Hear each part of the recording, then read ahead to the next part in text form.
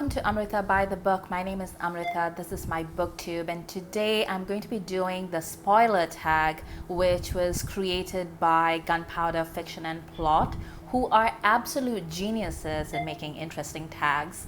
And I was tagged to do this by Lana, who is amazing and very thoughtful and has a really great video up about this tag, and I'm gonna link down to her video and to the original down below, and you should check both of those out. But honestly, like, if you watch this video and you like the questions, you should do it, whoever you are and whatever your platform or lack thereof. But also, you should really try and check out the other videos around this tag, because I don't think I've seen a single one of these that wasn't super thoughtful and interesting and unique.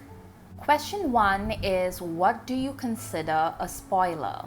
Honestly, anything that gives away plot is what I consider to be a spoiler. I don't think themes are spoilers per se, and I don't think your reactions to those themes are spoilers either. So if you say, I read this book and didn't work for me for these reasons that are very particular to me, I don't think those are spoilers.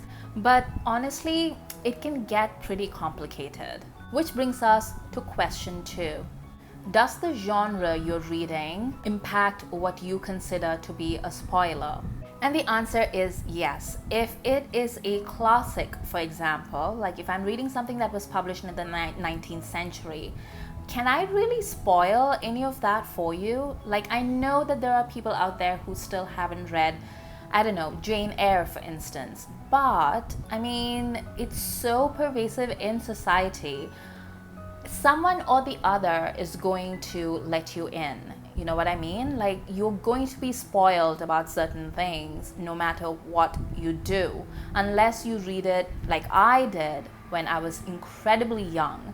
And even then, like, the person who first told me about this book was my mother, and she absolutely 100% told me the entire plot. She couldn't remember the name of the book or who had written it. She just remembered the story. So she just told me the entire story, and then she was like, if you ever come across that book, you should read it. It's great. And I was just like, how am I going to come across this book because you don't remember the name of it or who wrote it? And then it turned out there were references to it in some kind of article that was published in the Sunday magazine of the newspaper like a couple of weeks later.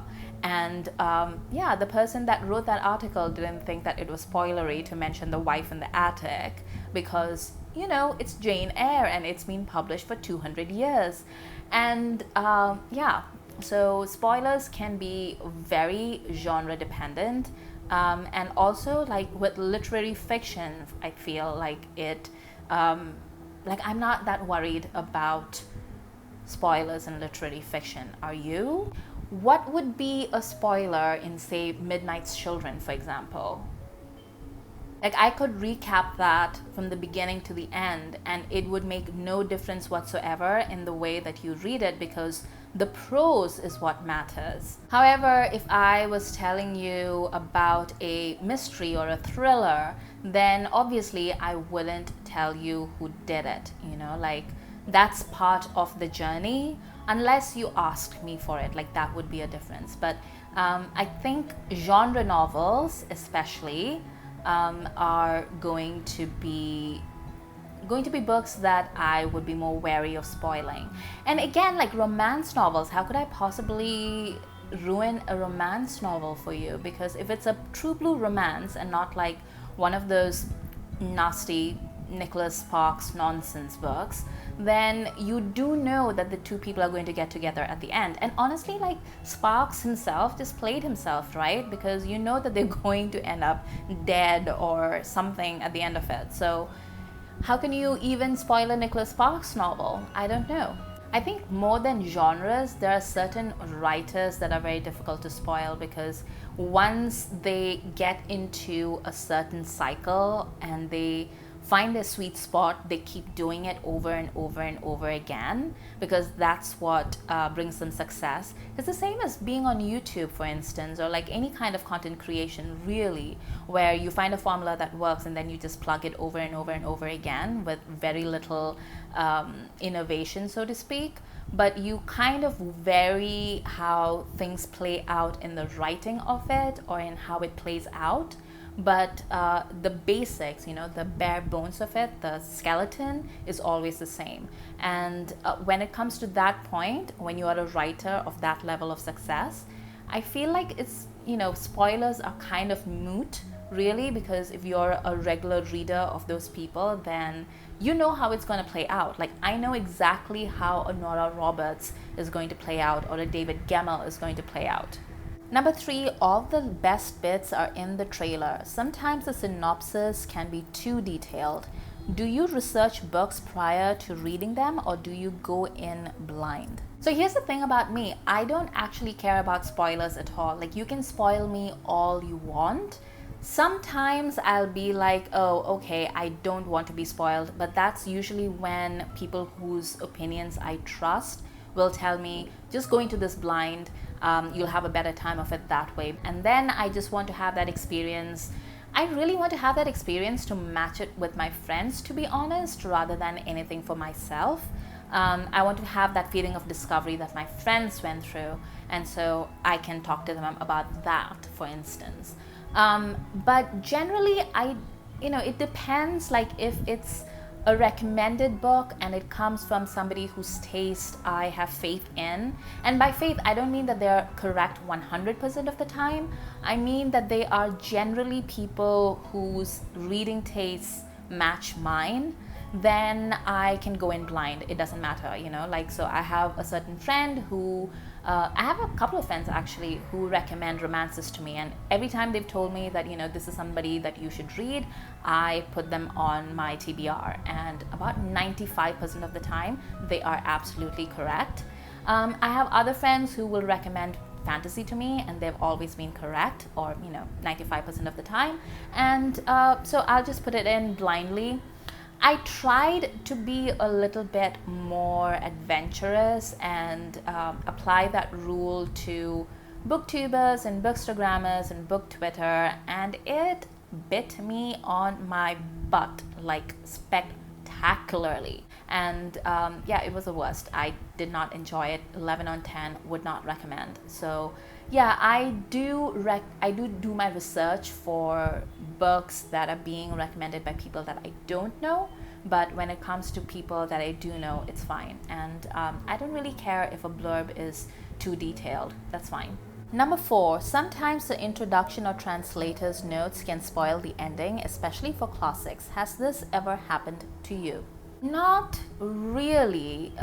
Generally, because like I said, I grew up reading a lot of classics, and the few that I didn't read when I was younger, things like Beowulf, I didn't read that as a child. I didn't read Chaucer as a child. So these are things that I read when I was in college, but I already knew what was in it, if that makes sense, because they're so part of the cultural fabric. I honestly don't know how you can be absolutely unaware. On the contrary, I find introductions and translations super helpful, like translators' notes, because translators' notes are actually some of the most fascinating documents that you can ever read. I don't know how many of you read things that are translated, but if you do have an opportunity, just look around and do your research, because translations really live or die by the translator. Especially when it comes to things like Greek, like things that are translated from older languages that are not commonly spoken today, like Greek or Sanskrit or etc., because it really is the ability, like the writing ability is not of the original author. You are actually consuming the writing ability of the translator. So you want to be able to read something that was written by a good writer, that it's a very difficult and a very specific skill set, being able to translate culture, because that's what it is. Language is culture. I come back to this over and over and over again. But to be able to translate bits of culture, especially across thousands of years, that's a very specific skill set, and I enjoy translators' notes immensely, and it always lets me know if I am reading a good translation, so to speak, or if it's like, it's just another translation. Because what the translators' notes do is that they explain the thought process of the translator themselves, and it gives you a window into the choices that they're making and why they made those choices and how they relate to the original words in the original language. So it's very easy for me to look at the introductions and the notes and immediately know whether I'm going to enjoy that particular translation or not. So no, it's never spoiled an ending for me. I don't even think about endings, honestly. I'm just looking at other things. Number 5, name a time somebody spoiled a novel for you.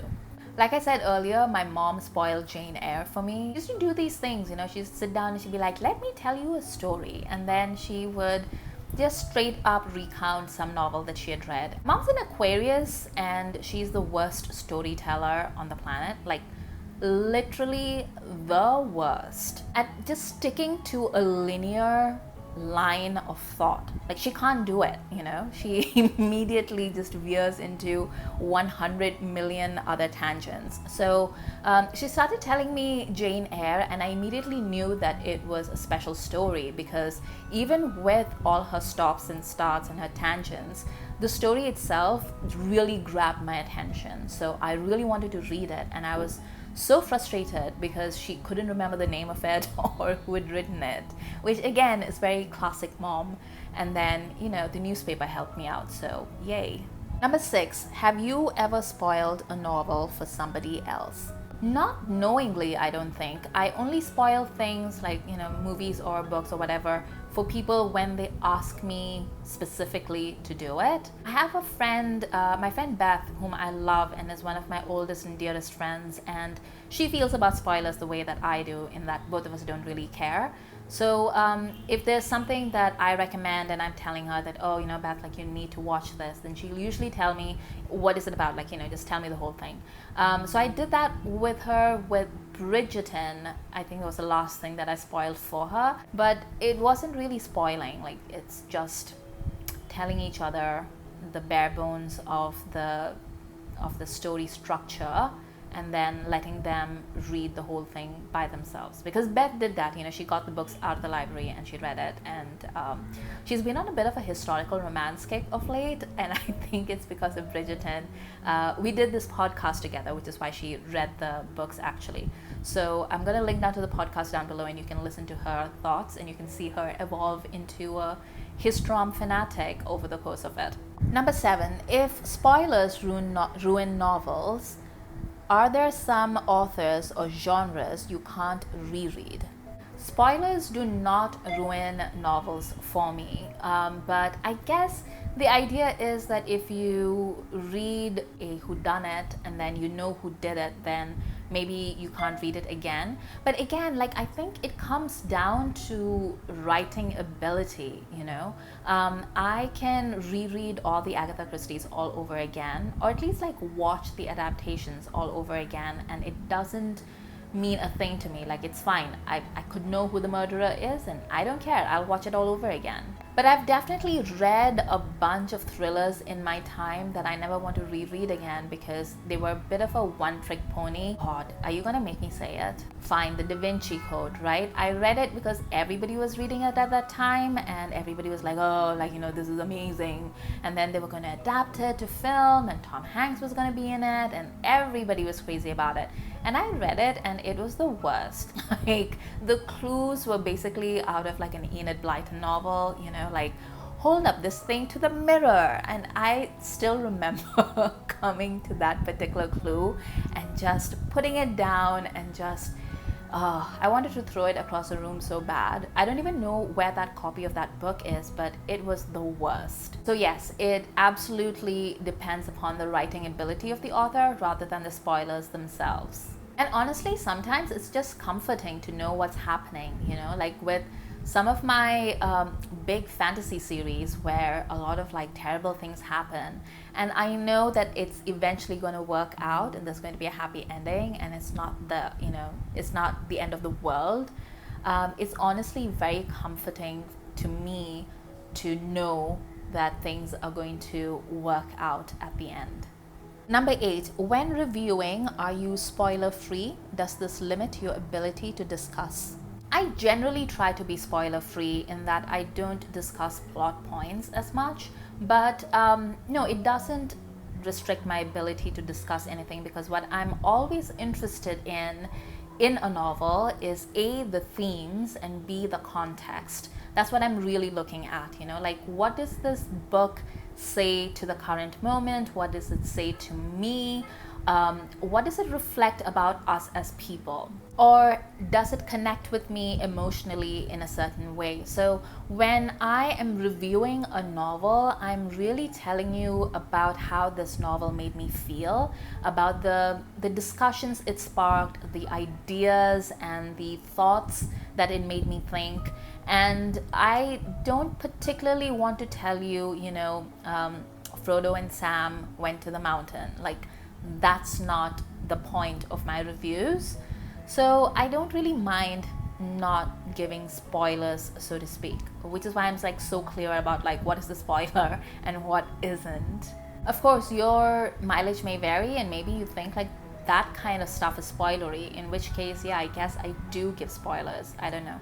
Number 9, Shoutout. Tell us about 5 channels you enjoy and then tag them. So this is a super popular tag on BookTube right now, and everybody is doing it. Even people that I didn't think were gonna do it are doing it. And I understand it's because this, you know, it's a really great tag. And I don't know who all will have done this tag. And over the past month, like I've been so late with all my tags that I've been just tagging people who've already done the tags. So what I'm going to do instead is, like, once I'm done, like, you know, editing all of this, I'm going to put up like a whole list of people here that you can see who haven't done the tag, and I'm going to tag them.